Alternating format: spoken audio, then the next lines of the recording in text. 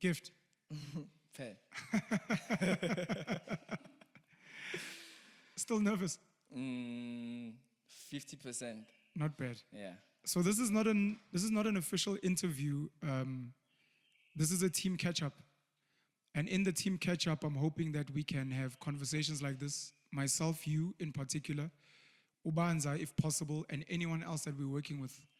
It would be nice for people to know the crew behind the amazing work we're doing. Mm-hmm. Just to know who you guys are, what you do, and also for us to just reflect. Word. I think that would be pretty dope. So I think we're going to use that. I know this is like a pilot, a test, but I'd like to use you as my guinea pig. Mm-hmm. If you can please tell me how you met Penuel the Black Pen and how you got to work on the Virtual Mkhukhu. Yes, okay. I don't know whether to start it from how I met you, because I feel like when I met you, I was already of value. Okay. So I don't know whether to start it before I was of value or when I was of value. What would you prefer? I would prefer maybe as I was let's start with whatever's older. Whatever's older. Yeah. So whatever's older is gonna take more time, in a way. No, in the timeline. Okay. Yeah.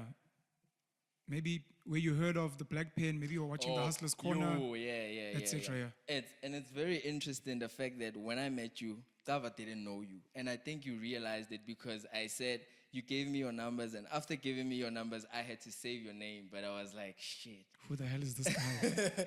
Not who the hell is this guy. Okay, let me try and tell the story. So I was chilling the day before, and I was just like surfing on YouTube, obviously. Yeah. And then I came across your video with DJ Spook, but I didn't watch the video. I just saw the thumbnail. I just saw the thumbnail.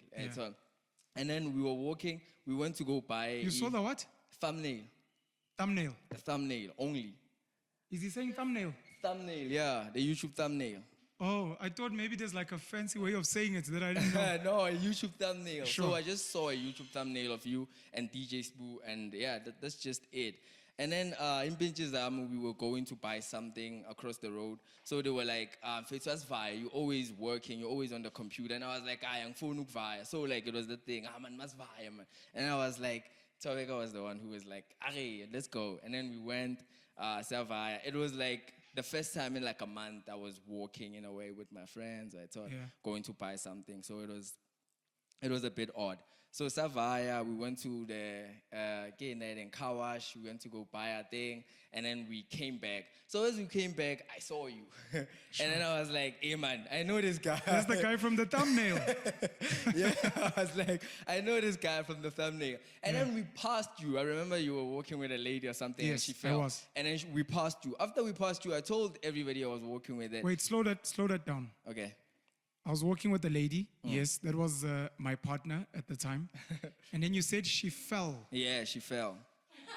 She fell, remember? Yeah. She fell, so half falling. Do you guys remember what caused the falling? Nah, she just fell, and we didn't even help her. Oh, I think. Yeah, for sure. She was trying to jump on. You were just walking, Joe. You were walking. And she just fell. She just fell. And we were... I'm sure there's a story, because I'm sure we were laughing. Probably. But anyway, sorry, please continue. Yeah. Otherwise, she fell. And then after she fell, you didn't even help her to... You were like... there was probably something that was happening, sure. For real, yeah. So that's how we got closer to you. I think if she didn't fall, I wouldn't have met you. You would have carried on walking? Nah, it's just that you were forward and you would go in that direction. Enough. And so you would have probably like went, and I would have never catched up. Fair enough. So she fell, and then you took a bit of time to help her. Actually, you were not helping her; you were just watching her stand up. Jeez, I'm such a bad human being. No, I think it is like she can stand on her own or something. But you were having fun, you were laughing and stuff. Yeah, no, there was probably something happening. Yeah, so when we came, we passed you and we were laughing with you. Hey, kaka. Sure. Nobody knew you in my group, and then we passed, and then I was like, you didn't know her too, him too. So I was like, oh, I'm fair too. And everybody was like, Tobek actually was like, go speak to him. I was like, I'm fit. So I didn't want to speak about it. I was like, I must buy, never mind. And she kept persisting. I was like, man, relax. And she was like, I'm fit to buy. Sure. And then I was like, okay, let me go. And then I came to you. Tobek. Yeah, Tobek. Shout out to Tobega Yeah. for pushing you. So much. Kutiwa behind every successful man. There's a woman. So I think Tobega is the behind. Yeah. Sorry, please carry on. So yeah, I came to you and I was like, yeah, Khatmani, I love your work. I love what you're doing. Can I please have your numbers, because we're also into the film industry and everything. We have a studio at this side. It would be so lovely to come to have you at the studio. Sure. Can I have your numbers? And you were like, oh, no, showcase. And then you gave me a picture. And then came the time when I had to put in your numbers. And I was like, fuck. That picture was so bad. Do you remember? So blurry. Ah, man. With see, the man, now you papa's can see phone. my phone. Yeah, it was a pop phone at that time. Whose phone was it, man? I think it was Kat's phone. But those pictures end up becoming a part of history, It's too much. which is quite beautiful. Even the story becomes a part of history. Yeah, that is so beautiful. So yeah, after that, I was so eager to go watch the episode that I saw you from. I was like, oh, because you want Black Pen. And like, I remember when I came back, everybody was outside doing their own thing, and I was here with my laptop, just searching you. And then after, I think I got exposed to that video that you were doing with DJ Spoo. I think it was starting out, or maybe it was ongoing. I watched the whole episode that day, and then I started watching all your videos from like way back, and I was like, how come don't I know this guy? And then I just started consuming you. And then from there, I think that's how I met you. And yeah, That's crazy. Let's just... Why would you be the guy who's always on his laptop, always on his computer? What is it about you that's different? I think I'm dream orientated, because even the way I came to Johannesburg in a way, it was about a dream in a way. Like, Where are you from? I'm from Carltonville, Kuto. Okay. Kuto, to be specific. That's in the West Rand. Yeah. Sure. So Yo, it's far from here. It's like 80 kilometers or something. Extremely far. So the way I came here, it was obviously school basis. I just finished my matric. Yeah. So fortunately, unfortunately, both my parents passed away. But Sorry about that. Yeah, fortunately, thank you very much. Fortunately, obviously, they were working. Not obviously, but they were working. So as they were working, obviously, there was like a fund for when I'm going to school, the fund, the company, you know how it's organized. Man. Shout out to the parents for that, by the way. Yeah, it was very dope from my mom and from my dad too. So yeah, there was that. We could see, okay, when you grow, after matric, you're gonna have an opportunity to go study. Yeah, but so I don't come from a rich family. I don't come from a middle class family. I wouldn't say I come from a poor family, because I was always fed growing up. I always had what I need in a way. So I wouldn't say I come from a poor family, but the point I'm trying to make is that I don't come from a family that has money. So even growing up, there was that thing with, my parents worked, and there's money that's in an account somewhere that's gonna be available when I'm this age, but this money is only gonna be available for education. Yeah. So I want to, when I go to Joburg, because from my immediate family, there's nobody who has went to college. Maybe I don't know of them. But as far as you know, you were the chosen one. You were going to be the first. I don't think, maybe. In a way, first just child to go to tertiary. pump my ego and just to pump myself, the first child to go to in tertiary in a way. So my dream was always, I need to make it, because if I don't make it, we need to wait for the young ones. So Are you the oldest at home? No, I'm not the oldest. Okay. Yeah, But you were the one where they were like, this is going to be the one that's going to go, at least are you in a way, further. yeah, in a way. So even my koko was like, even in school, like you pass, this one is gonna go to university. It's going to be our gift. Yeah, in a way. So as a family. Yeah, that's so going to the reason I'm saying I was always dream orientated, even when I was young. When I'm saying young, probably grade 10, grade 11, I was always writing business plans, because I always had that thing of, there's going to be money available. And obviously, everybody in the family knows there's going to be money available. So even as you get older, the uncles start coming with the business plans. You go, Mchana, when we get money, this is what we must do. And you're always like business orientated. You know there's going to be a certain money that you're going to get. And your vision is always, I need to grow this money. Because I thought, when I'm going to get this money, okay, let's just call it inheritance. When I get this inheritance, everything is going to change. So that's how I thought. When I get inheritance, okay, I'm going to build a house. Okay, please there. The doors are gonna high. It always sounds easy, Shame. Yeah. We hear a lot of these stories. Yeah. Yangena nje imali. Like you have Yangena you're nje even imali, baba.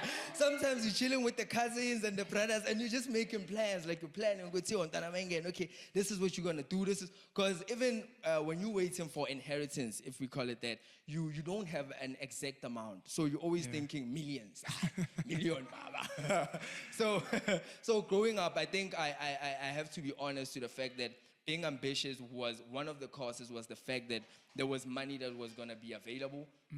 And I had to have a plan, even at a young age. Yeah. In my family, there was not a big business. My granddad was a business person. Like he had his own place where he sold stuff, like a chicken or what. But it was not a big business, and they were not big business orientated. So we couldn't have a conversation about, okay, this money, you need to do real estate, lenders. So there was no conversation around how are we going to grow this money. All we knew was that I need to go to school after this. Yeah.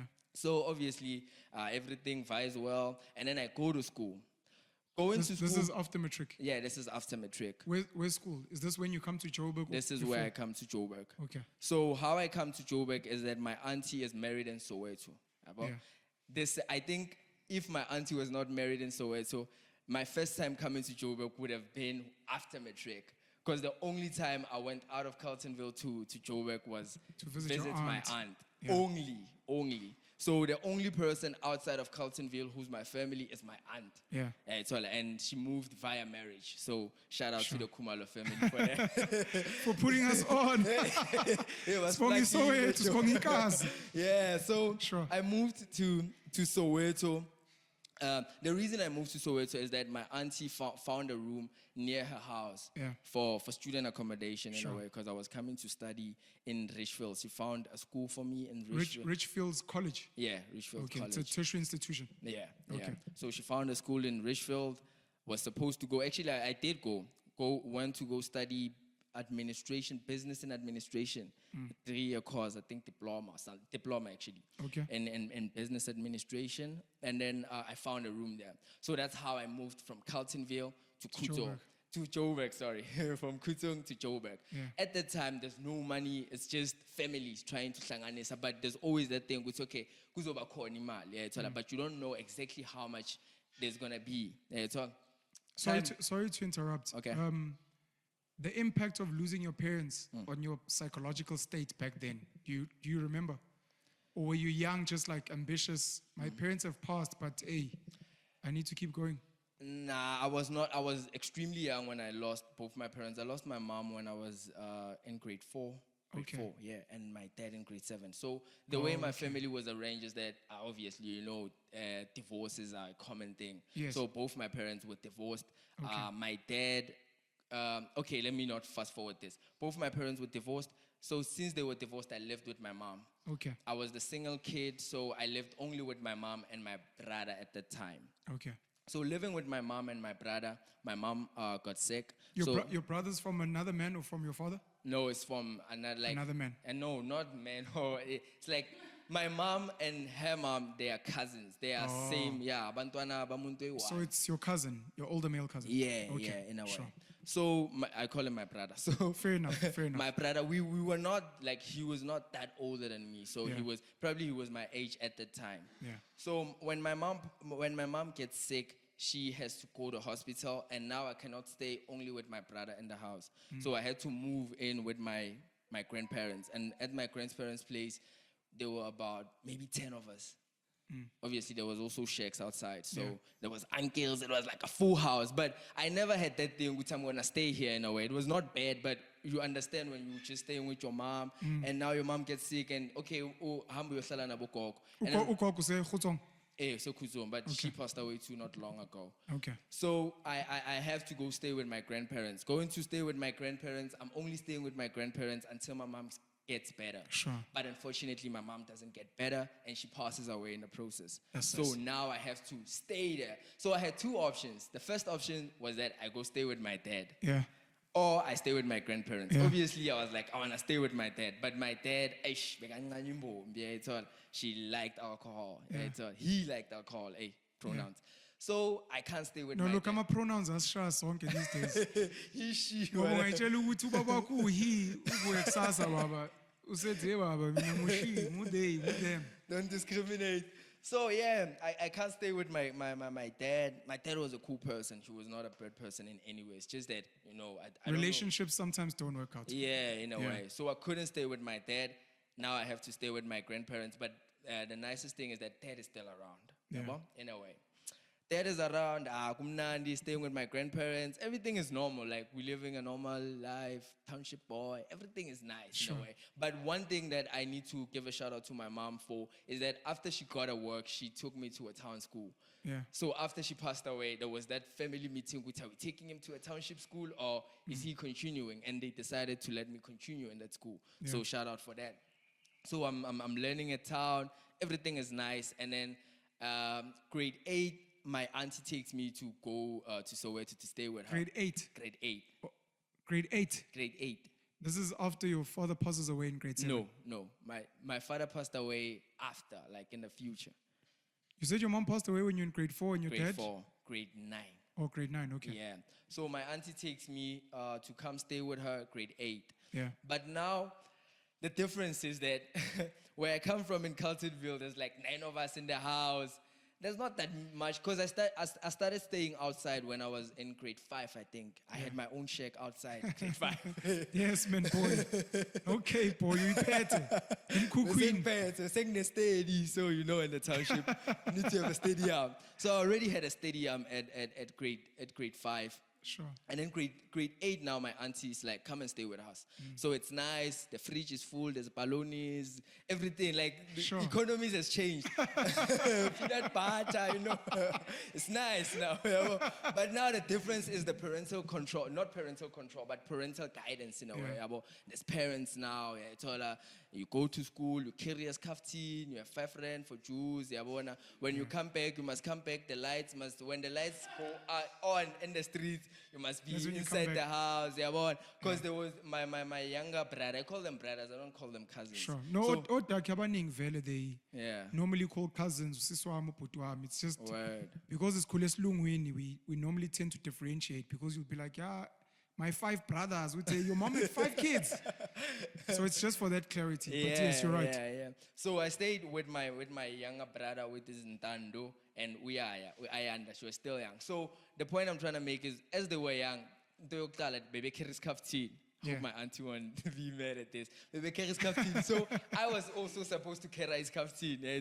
And then the second thing, the way they parental guidance them was the same way with me. So I can't go partying. What is partying? You're in grade 8. And remember where I come from, I could party in a way, because I had a shack. So if I came 12 o'clock, they didn't notice. In a way. And then so we're to part. And remember, I still had a dad. So every time I would visit Carltonville, my dad would like give me money. The way my relationship with my dad was, it was too much financial more than emotional, and I couldn't like call my dad and be like, hey, I have a problem, and so I would only go to him and be like, hey, dude, there's like a school trip and bafuni 1,000 rand, and he was like, hey, come Saturday and come take it, and Saturday I come. There's no school trip, I just have. So the thing was there's no school trip. Yeah, like most of the time I would just go and make up stories, and he would give me money. Yeah, that's how shit was at that time. At that time, but school trip. At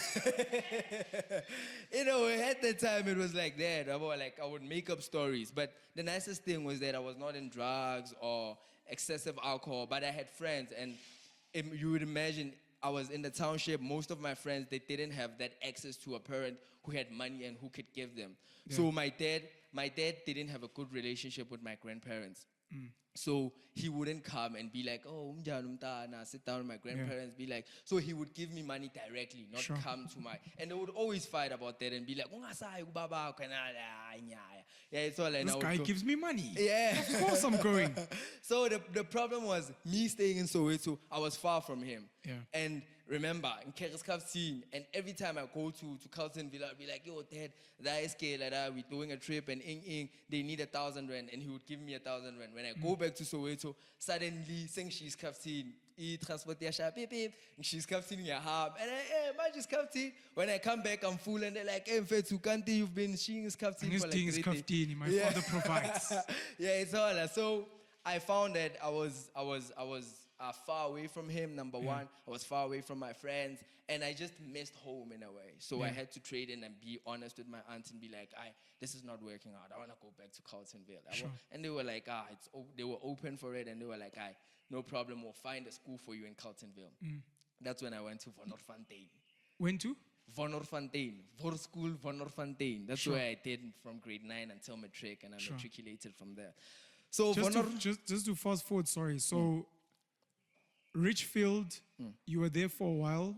I think just to finish off that story and then also to answer why you were the kid that would constantly be on their computer and not be on the streets. Can you answer those two? Or to finish off Richfield's, how do you end up where you are today? Yeah. And then the story started off with how we met. And you were speaking about how you were always the guy who's inside, watching stuff, watching content. Why are you like that? Oh, can I start it from the Richfield story? Go for it, please. So Richfield, I'm going to try to make it short, but also like not closing anything. So Richfield, I go to Richfield. Obviously, I told you my aunt found a school for me. So I always thought varsity was like an extension of, not an extension, was a graduation from high school. Yeah, it's a high school homework, and then, it's about that. I thought in college, they were going to give us assignments and be like, go interview the CEO of NetBank, and then I'm going to go there. I always watched movies, and I always watched How to Solve Matter. You know how the style of teaching, like the teacher would come in, write something, and then, like I always had that, like the long seats. But when I went to college, I found that college is the same thing as high school. So same thing, nothing changed. There's a lecture, he writes their notes, the same notes that's in your textbook, and it's like copy that thing in your book, like in that sense, and make homework. So I wasn't satisfied with the quality of education. So what I did was that since I got inheritance in a way, I got access to money, so I bought my first camera. After buying my first camera, I would go to school and then get to school. Obviously, Scala, there's like, in college, there's like three classes, and after 3 classes, it's end of day. And after end of day, I would walk around Joburg, get in businesses and pitch, be like, I'm a photographer, so this is what I do. I didn't even know how to use a camera at that time. But I fell in love with just meeting business people, talking about photography, and I think I had bigger plans than, I wanted to make events, I wanted to shoot models, I wanted to create my own brands. At that time, I still have a lot of business plans in a way.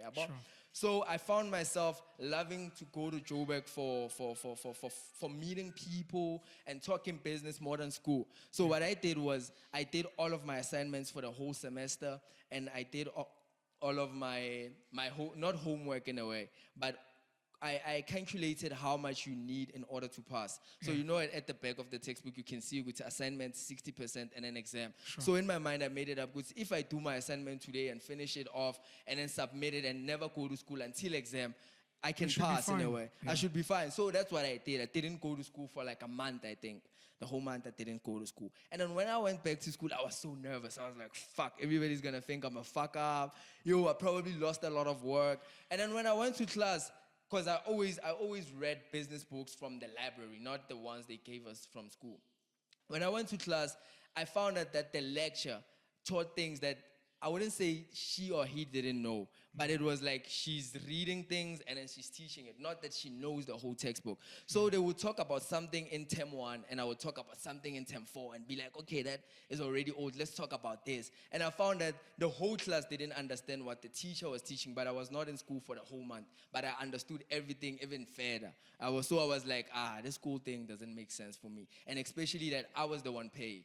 So I would withdraw money from the account and I would have to pay. So I was like, this cool thing is not working in a way. I want to try something else. Yeah, in a way. So I did the first term. I only did the first term in school. And then after the first term, I got a few distinctions. Remember, I didn't go to school at all. And I was like, fuck this school thing. Because even at home, they super trust me. So we don't have like conversations around how is school, did you pass? I wouldn't say they don't care, but they like, he got it. So my grandma never saw my report. My auntie never saw my report. Nobody ever asked, you know, would say, "Manje report the group, are you still going to school? What's happening?" Everybody was just like, "Oh, I'm proud of you," in a way. And when I started doing my business things, I would sometimes shoot with people. Yeah, it's all like, you meet Pen, you meet DJ Yes. Spoo, you shoot, and they're like, "Yo, we're proud of you." And then I noticed that. And then I think I did the whole year without going to school, and I didn't pay. And so after school things, then let's transition to the business. Yeah. So the business, I think, starting business, I had a lot of assumptions, because you know a business plan is just a paper with a lot of assumptions. It's Of okay, course. this is what we're gonna do. This is what we're gonna do. And the first thing I had to do was to hlanganisa a team in a way. The first disadvantage I had was that at the time I had a lot of money. So Disadvantage yeah, was that you had a lot of money. yeah. Please explain. Number one, I had no guidance in a way. So Yeah. I had nobody who I could sit with and be like, okay, how much do you have? What is happening? What is your future? There was none of that. Everybody, and I think my family, it's not their fault in a way.